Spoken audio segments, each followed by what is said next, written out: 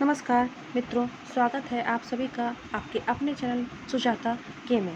तो चलिए, जैसा कि इस चैनल को लाने का उद्देश्य मेरा है कि जो बिहार में शिक्षक की भर्ती होने जा रही है उसके लिए जो भी इम्पोर्टेंट पॉइंट्स होगी, नोट्स होगी, जो भी ज़रूरी चीज़ें हैं वो मैं इस चैनल के माध्यम से आप तक पहुंचाऊं। तो चलिए, आज मैं आप लोगों के लिए जो है वो बिहार SCERT की क्लास 6 की पॉलिटी जो है उसके मेन पॉइंट्स को इस पूरे वीडियो में लेकर के आई हूँ।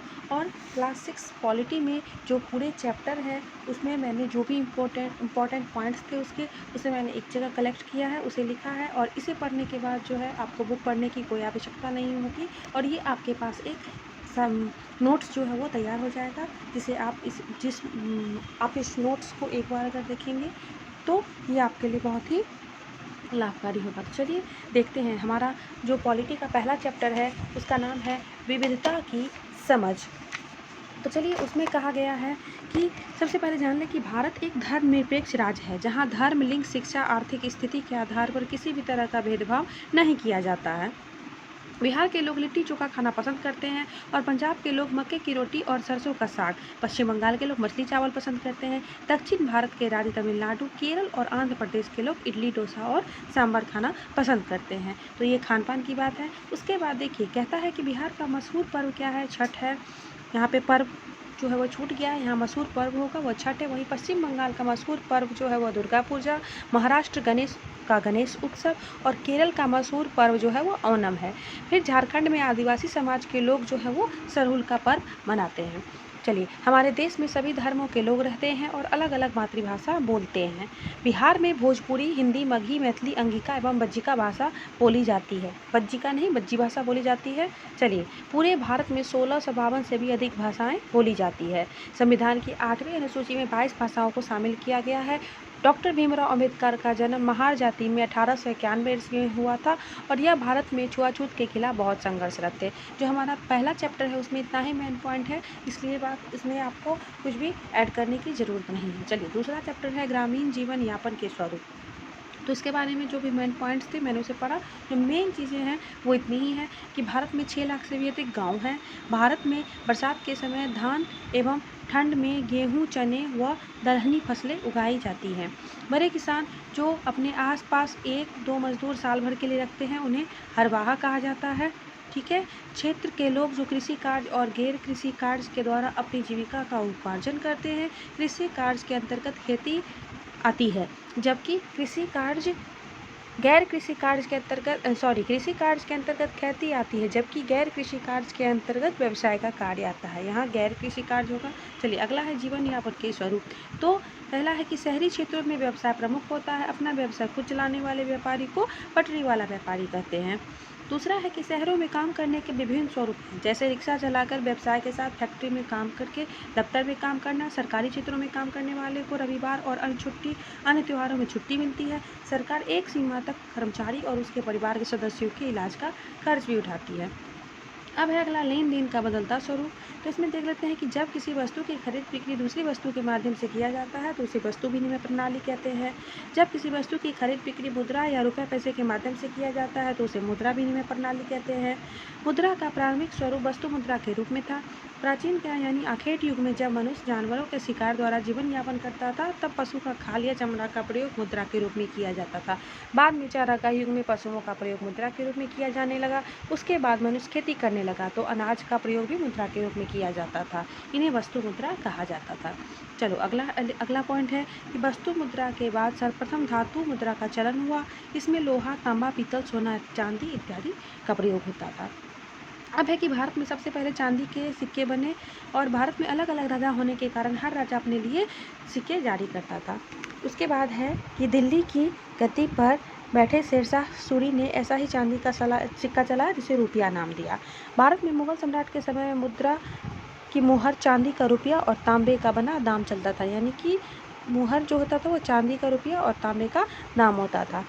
फिर है कि भारत में सोने के बने सिक्के हुन और पन भारत में सोने के बने सिक्के हुन और पनमफ का चलन था। वर्तमान समय में चलने वाले सिक्के एल्यूमिनियम और निकेल के बने होते हैं और इन सिक्कों की लागत इनके मूल्य से कम होती है।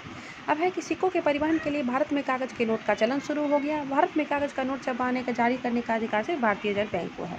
टेलीफोन और इंटरनेट के माध्यम से भी वस्तुओं की खरीद बिक्री होती है।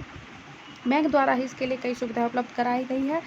अपने ग्राहकों को किसी भी वस्तु के बदले चेक द्वारा भुगतान की सुविधा प्रदान करना है इसका कार्य। अब है कि बैंक ग्राहकों को एटीएम और डेबिट कार्ड भी देता है, जिसको प्लास्टिक मुद्रा कहते हैं। ठीक है, एटीएम यानी ऑटोमेटेड टेलर मशीन। अब है हमारी सरकार। सरकार का काम देश की सीमाओं की सुरक्षा करना और दूसरे देशों में शांतिपूर्ण संबंध बनाए रखना भी है। साथ ही उसकी जिम्मेदारी यह सुनिश्चित करना है कि देश के सभी नागरिकों को पर्याप्त भोजन, शिक्षा और अच्छी सुविधाएं मिले। जब प्राकृतिक विपदा घेरती है तो सरकार ही पीड़ित लोगों की सहायता करती है। चलिए, सरकार के 3 स्तर होते हैं। पहला केंद्र सरकार, दूसरा राज्य सरकार और तीसरा स्थानीय सरकार। लोगों के लिए नियम या कानून बनाने का काम जो है व्यवस्थापिका करती है। बनाए गए नियम, किए गए निर्णय को सबसे ऊपर लागू करने का काम कार्यपालिका करती है। व्यवस्थापिका एवं कार्यपालिका सरकार के अंग है। अगर कहीं कोई विवाद या अपराध होता है तो समाधान के लिए लोग न्यायालय आते हैं, जो सरकार के अंग हैं। चलिए, मतदान देकर सरकार चुनने को लोकतांत्रिक सरकार कहते हैं। राजतंत्र में सत्ता की सारी शक्ति राजा के पास होती है। भारत एक लोकतांत्रिक देश है। यहाँ जनता अपना प्रतिनिधि मतदान के द्वारा चुनती है। 1902 ईस्वी में ऑस्ट्रेलिया, 1920 में अमेरिका, 1928 में इंग्लैंड और इसके बाद फ्रांस, भारत, इटली और जापान आदि देशों में महिलाओं को वोट देने का अधिकार प्राप्त हुआ। वर्तमान समय में सभी औरतें एवं मर्दों, अमीर, गरीब तथा अभिजात वर्ग के लोग वोट देते हैं। इसके बीच किसी भी प्रकार का मतभेद नहीं है और इस विचार को सार्वभौम व्यस्क मताधिकार कहा जाता है। चलिए, भारत में सरकार चुने जाने की अवधि 5 वर्ष की है। एक बार सरकार चुने जाने के बाद वह 5 वर्ष तक सत्ता में रहती है। भारत में सरकार की जिम्मेदारी यह है कि वह यहाँ विवादों का समाधान करे ताकि वह रुख ना ले। अब है, सरकार ने लड़कियों पर विशेष ध्यान देते हुए सरकारी विद्यालय एवं कॉलेजों में फीस खत्म कर दी है। उनके लिए पोशाक योजना भी आरंभ की है। सरकार ने वहाँ दलित बच्चे बच्चियों के लिए विभिन्न प्रकार की योजना एवं छात्रवृत्ति का आरंभ भी किया है। अब है स्थानीय सरकार। तो मतदाता सूची में नाम जोड़ने का काम बूथ लेवल का ऑफिसर, जिसे BLO कहते हैं, वो करते हैं। ग्राम पंचायत के लिए आवश्यक है कि वहाँ की जनसंख्या कम से कम 7,000 या उससे अधिक हो। इसलिए कहीं कहीं छोटे गाँवों को मिलाकर एक ग्राम पंचायत बनाई जाती है। प्रत्येक वार्ड अपना प्रतिनिधि चुनता है, उसको वार्ड सदस्य कहते हैं। इसी प्रकार पंचायत क्षेत्र के सभी व्यक्ति मिलकर मुखिया का चुनाव करते हैं, जो ग्राम पंचायत का प्रधान होता है और उनका कार्यकाल 5 वर्ष का होता है।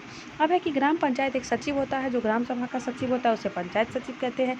सचिव का चुनाव नहीं होता बल्कि सरकार के द्वारा नियुक्त किया जाता है। ग्राम पंचायत सचिव का कार्य ग्राम सभा एवं ग्राम पंचायत की बैठक बुलाना है एवं चर्चा में उठे बिंदुओं को एक रजिस्टर पर अंकित करना है और उसे रिकॉर्ड करना होता है। बिहार राज्य में पंचायती राज व्यवस्था में अलग अलग आरक्षण की व्यवस्था सरकार के द्वारा की गई है। यहाँ अनुसूचित जाति, अनुसूचित जनजाति, अति पिछड़ा वर्ग एवं पिछड़े वर्ग के लिए कुछ सीटें आरक्षित है। साथ ही महिलाओं के लिए भी पदों की आधी सीटें यानी 50% सीटें आरक्षित हैं। अब है कि ग्राम पंचायत का कार्य किसी पशुपालन, सिंचाई, मछली पालन, ग्रामीण इंदिरा आवास योजना, पेयजल, सड़क, बिजली व्यवस्था, बाजार मेला, स्वास्थ्य सेवा, परिवार कल्याण विभाग, विकलांग कल्याण योजना में मदद और तालाब पोखरों का निर्माण करना है। भंडारण और बिक्री का व्यवस्था कराना होता है। ग्राम पंचायत के आय का स्रोत जो वह खुद टैक्स लेती है वो है, और दूसरा अनुदान के रूप में जो उसे सरकार देती है वो होता है। गाँव की जमीन को नापना और उसका अभिलेख रखना हल्का कर्मचारी का काम होता है, इसको पटवारी कहते हैं। लेखापाल ग्रामीण अधिकारी कानूनगो भी कहते हैं और इसकी नियुक्ति सरकार करती है। इसके पास से नापने के लिए एक लोहे की लंबी जंजीर होती है, जिसे जरीब कहते हैं। किसानों के फसलों का वितरण, कुआं, नलकूप आदि का लेखा जोखा राजस्व विभाग का काम है। हिंदू अधिनियम धारा 2005 के तहत बेटे बेटियों और उसकी मां को पिता की मृत्यु के बाद जमीन में बराबर का हिस्सा मिलेगा। बड़े शहरों के लिए नगर निगम और छोटे शहरों के लिए नगर परिषद, नगर पालिका, कस्बा शहरों के लिए नगर पंचायत की स्थापना की गई है। बिहार में पटना में नगर निगम की स्थापना 1952 में की गई। बिहार के मुजफ्फरपुर, भागलपुर बिहार में नगर निगम की स्थापना है। नगर को आबादी के अनुसार कई भागों में बांटा गया है, जिसको वार्ड कहते हैं। पटना नगर को 72 क्षेत्र वार्डों में बांटा गया है। सभी वार्डों से एक एक व्यक्ति चुनकर आता है, जिसे वार्ड काउंसलर या पार्षद कहते हैं। इसका चुनाव 5 वर्षों के लिए होता है। नगर निगम अपने परिषद अपने निर्वाचित सदस्यों में से एक महापौर एवं एक उप महापौर चुनते हैं। महापौर निगम परिषद का अध्यक्ष एवं सभापति होता है। निगम परिषद की बैठक प्रत्येक माह होती है। नगर निगम के प्रशासन के लिए एक नगर आयुक्त होता है, जो आमतौर पर भारतीय प्रशासनिक सेवा का पदाधिकारी होता है। इसका काम जल, स्वास्थ्य, चिकित्सा, सड़क, कचरा, सार्वजनिक शौचालय, सड़कों पर प्रकाश एवं वाहन की व्यवस्था, शिक्षा, प्रशासनिक कार्य, जन्म मृत्यु जैसे पंजीयन, आग लगाने पर बुझाना, पर्यावरण सुरक्षा, मलिन बस्ती का विकास और मकान का सर्वेक्षण, बूचड़खाना की व्यवस्था, ये होते हैं। 1994 में सूरत में भयंकर प्लेग रोग फैला था। प्लेग हवा के जरिए फैलता है। नगर निगम राशि का बड़ा भाग सरकार द्वारा अनुदान से प्राप्त करती है। लोग या जो है लोग इसे टैक्स देते हैं और सरकार इसी राशि को उपलब्ध करवाती है। तो चलिए, ये था हमारा 6th क्लास का जो पॉलिटी है उसका मेन पॉइंट। इसे पढ़ने के बाद आपको उस बुक को पढ़ने की कोई ज़रूरत नहीं है और आपको आराम से आप इसे नोट कर सकते हैं। तो चलिए, आगे और भी जानकारी मिलती रहेगी। अब मैं अगला क्लास जो है वो क्लास 7 की पॉलिटी को लेकर के आऊँगी हमारे अपने अगले वीडियो में। तो आप लोग मेरे चैनल को सब्सक्राइब कर दें, मेरे वीडियो को लाइक करें। आपका बहुत बहुत धन्यवाद।